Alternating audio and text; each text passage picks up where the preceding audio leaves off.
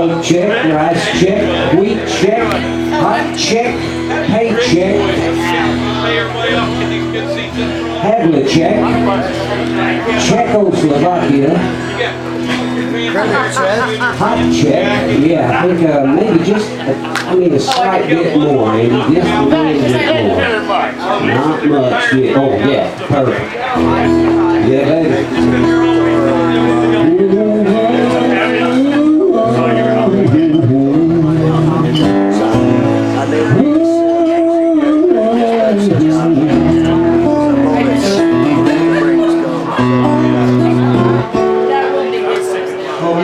Lee.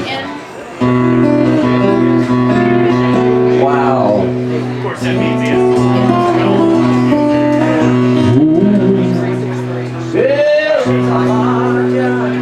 Getting by with nothing in life.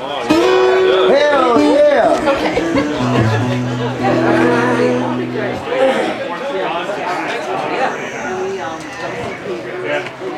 The note ropers? Yeah.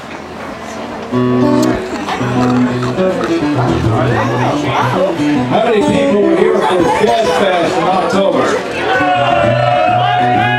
Yeah! You remember this is one of the acts that didn't get canceled. And we loved him so much we had to get him back. I had to apologize to him though. He told me he wasn't crazy about following kids' acts and animal acts, so he is going to be the animal act here tonight. And I want to thank him too. He went down to North Carolina this morning for the Jack and Megan show with me, and we rousted him out, got him up there, and he played some music and helped promote Skunk Fest. So we need to have a real big welcome back for Verlon Thompson. 1, 2, 3.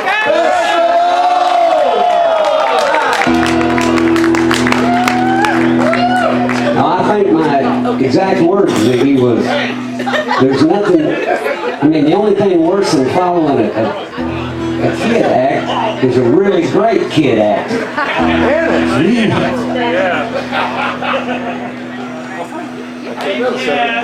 Ever since I heard her, the moment I heard her kick off of that first song, I ran back there and started practicing real quick. I thought I maybe could step up my game before it came my turn here. That was great. Emmy Sunshine. I am Verlon Darkness. I am the other side. She is youth and sunshine. I am age and darkness. I'll say Verlon's sweetness.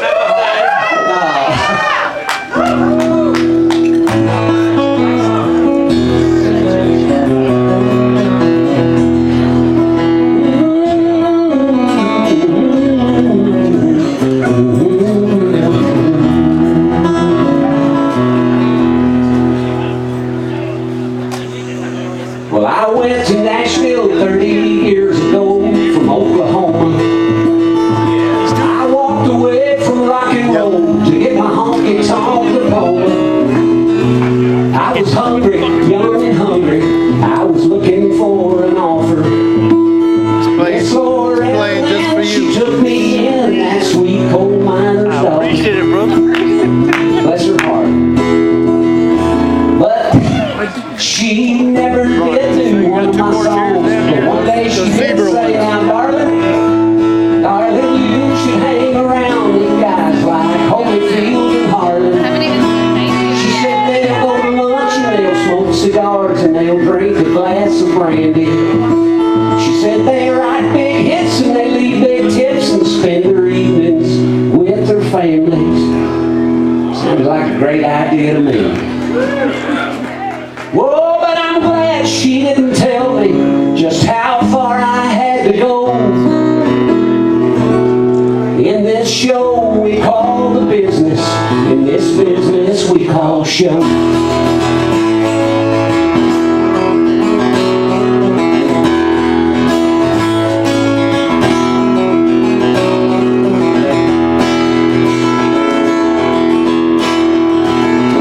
So I played the Hickory Holler Mall, and I played at Union Station, and I learned to do my little Johnny Cash impersonation. And then one night he walked out of the back It was him and Miss June Carter. And he walked right up to me. And he said, "Son, I have heard better. Yeah, but not one who tries harder." So I put that in my bio. I told everyone I know. I said, "Man, I'm in this show we call a business. It's a business we call a show."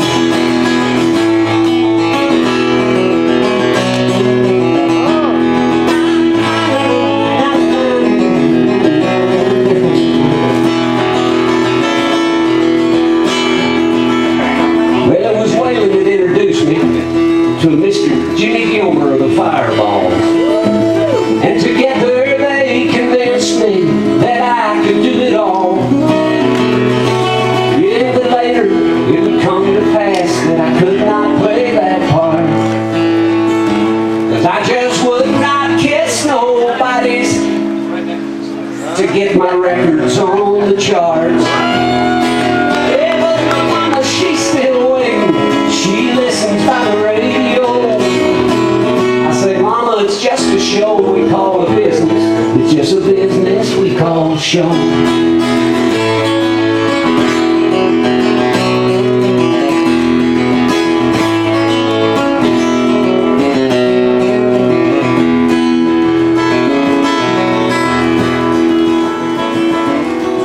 So here's to all my music brothers and my music sisters too. Little Miss Amy Sunshine. Here at home and on the road, this one goes out to you. When the print gets fine on the bottom line, don't you give away your soul. I hope she's listening. To this show we call the business. To this business we call show. It's just a show we call a business, y'all. It's just a business we call show.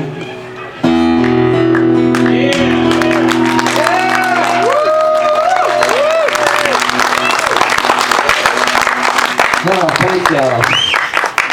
It's good to be back, and for those of you that don't know anything about me, this is your first time laying eyes on me, you're going to learn about me real quick. As some of these other folks know, I mean, that very first song there, that covered the past 30 years of my life. So you see, you're already getting caught up pretty quick. All that stuff is all true. I went to work for Loretta Lynn writing songs, and you know, had that little run-in with Johnny Cash. I was playing in a little place, playing for tips, you know, because Loretta was paying me $100 a week to be a songwriter. And that wasn't enough to buy the groceries. So I was playing at every little bar I could find. And I was playing in a little place they called Daryl's Steakhouse one night. And they had me shoved in the back up against the bar. And you know, when you're playing for tips, you'll do anything you can to earn an extra $1 or $2 in the tip jar. So I'd worked out some of these Johnny Cash impersonations, you know, because it seemed to get a good response from people, and then I started getting a little cocky about it, and I actually started rewriting his songs. And that's just what I had finished doing when he come walking out. I think this is the one I had done. I keep a close watch on this heart of mine. I keep my pants up with a piece of twine. I keep the ends out for the tie that binds. Because you're mine, you pull the twine. So I had just finished doing that, or something like that. And all of a sudden the door in the back corner of the place opened up, and who knew they had a little private dining room back there. When that door opened, I saw that silhouette, and there's no mistaking the man in black. And when you see that silhouette, you know who it is. And I froze, and the whole audience, the whole place froze. And here he comes. He come walking towards me, and June Carter was right behind me. And he weaved his way up through the crowd, and he walked right up to me. And the microphone was open, and so everybody could hear it.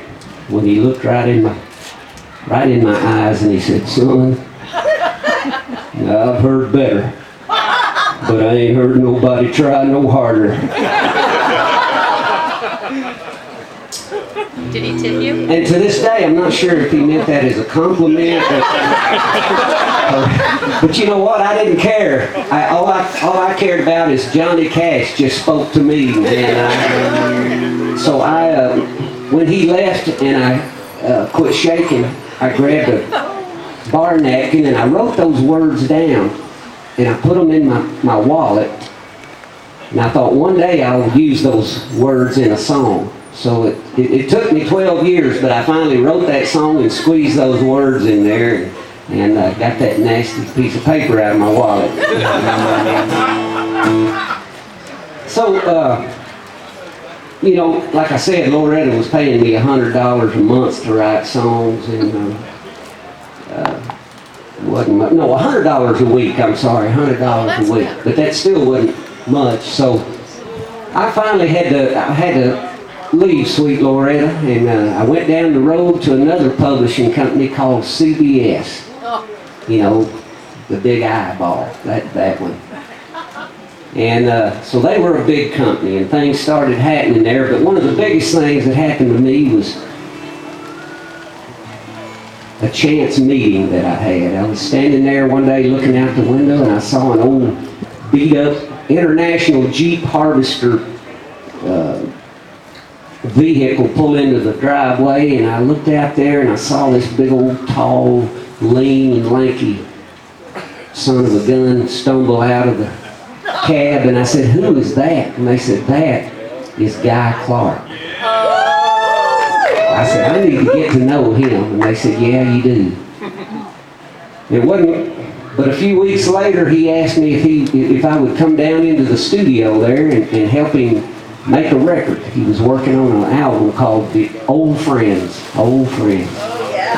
So we made that record and we became old friends. And he said, "Well, now you helped me make that record. Why don't you come go out on the road with me so you can play all the stuff you played on the record?" I said, "Well, maybe for a couple weeks." It lasted like 27 years.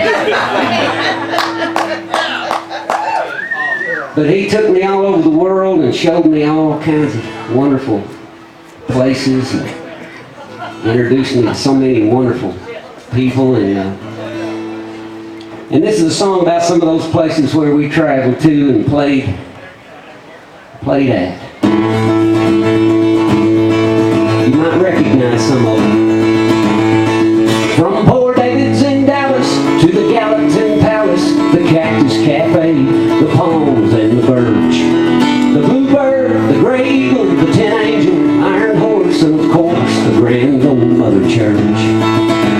The Station Inn, Exit Inn, Fruit again, Michigan, Flat Rock and Round Rock and Little Rock Jacks, Dublin, the Tullamore, the Down Home and the Troubadour. Long as they want us, we'll keep coming back. You see, we ain't been everywhere, we're trying to get there. If you let us tune up, we'll throw down a set. Book us a room, we'll be in your town soon, 'cause we ain't been everywhere yet.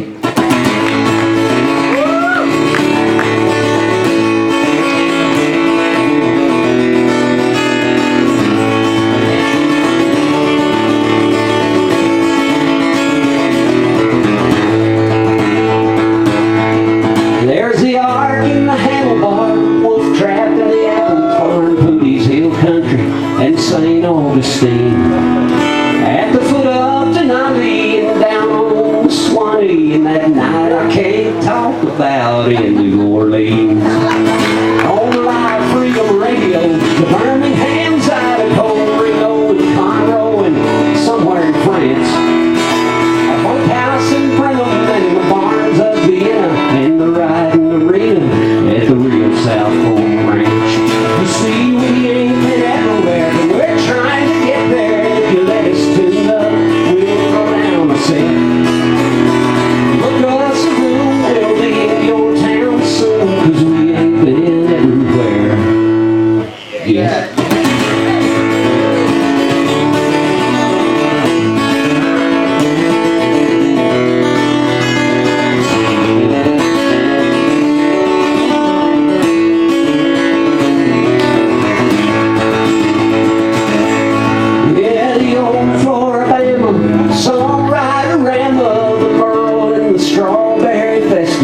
all. The Liberty lunch in the fireman's kitchen. And finally, the Albino Skunk Festival with y'all.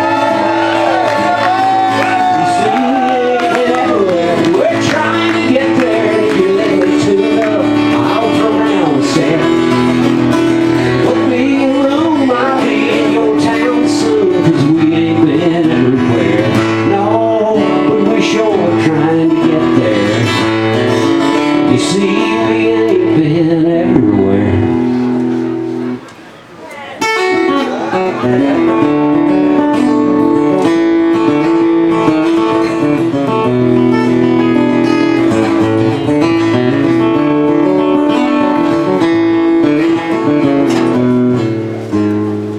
Yeah.